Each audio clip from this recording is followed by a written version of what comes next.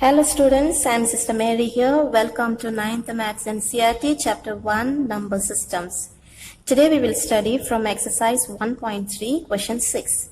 Look at several examples of rational numbers in the form PQ where Q is not equal to 0, where P and Q are integers with no common factors other than 1 and having terminating decimal representations.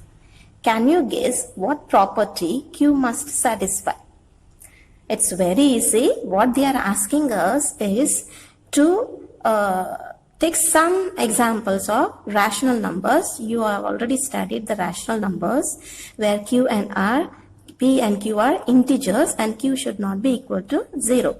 And we have to take such example where the common factor should be 1, not other than 1. So like that you have to take some examples and it will be having a terminating decimal representation, and then we have to study the property of what Q must satisfy. Okay, so let's see.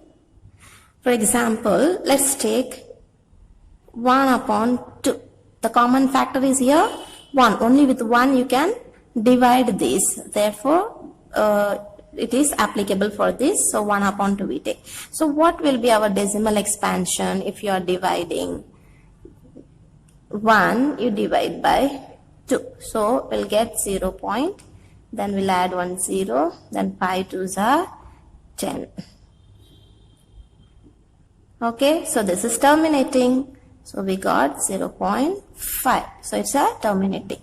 Now one more example let's take. For example, 1 upon 5. Here also the common factor is only with 5 we can divide both the numbers. So if you divide this 1, you divide by 5, again 0 point, then 0 we add, 2 5s are 10. So it is decimal expansion is 0.2. Again it is terminating. Now let's take one more example, 1 upon 10. What about this? Here also only with the 1 we can divide. So common factor is only 1. So when you divide 1 by 10, when we divide, then again we'll get 0 point. So we'll get 1 time 10, right?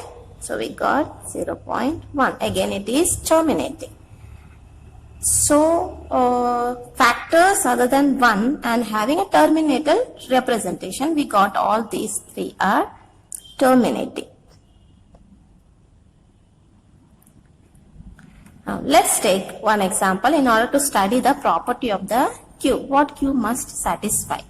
So let's take 1 upon 3. This is also a common factor is 1 only. Only with 1 you can divide both the numbers. So if you divide, what happens? 1 you divide by 3. So what do we get? 0.0. 3 3s are 9. Then we'll get 1 again. Again you have to add. Again 3 3s are 9. Again 1. So it will continue. So that means here the 3 is recurring. It is repeating. It is not terminating. It is non-terminating. So one more example, if you take 1 upon 7, let's take. Again what we will get if you divide 1 by 7, 0.17s are 7, then you'll get 3, then 4 7s are 28, then 10 10 minus 8 2, again 2 7s are 14, then 10 minus 4 6. So it's not ending still, but let's try in case. So